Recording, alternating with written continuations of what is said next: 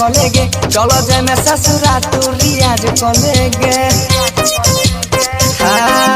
जे कल कड़ा में से तू याज कलेगे चलो जाए में ससुरा रियाज कलेगे हाल में जवानी तोहरा खिलताओगे से जो पाया हम मिलताओगे गे चाहोगी हाल में जवानी तोहरा खिलताओगे से जो पाया हम मिलताओगे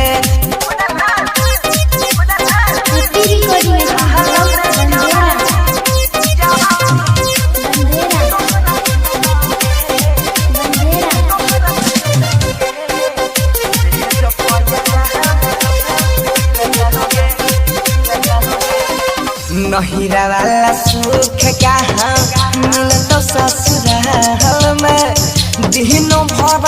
सुना चाहिए तो सही न चाहिए तो रात में गए हाँ नहिरा वाला मोहज कहाँ मिले तो ससुराल में दिन भर सुना चाहिए तो सही न चाहिए तो रात में मुड बन गए अब नहीं बात करेगे भले गमा छबी के शुरुआत करेगे तो हर नो से हिलताओगे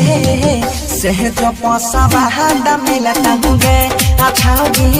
भलो ही जवानी तोहरा खिलताओगे से जो पैसा बहादा मिलताओगे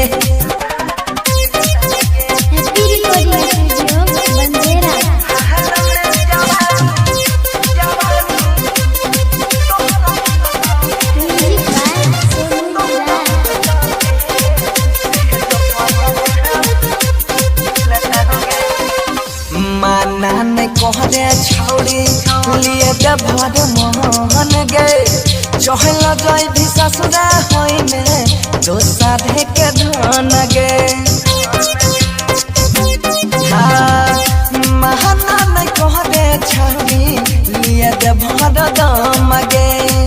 चहल जाए में ससुरा होइने दोसर के धन गे मोहिसा एक बारी भेंट कलेगे नंबर 1 के दिलवा में सेट कलेगे सोनू के गोटी जब पिलताओगे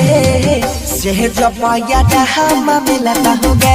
अच्छा होगी भला ही जवानी तोहरा खिलताओगे से जो पैसा बहादा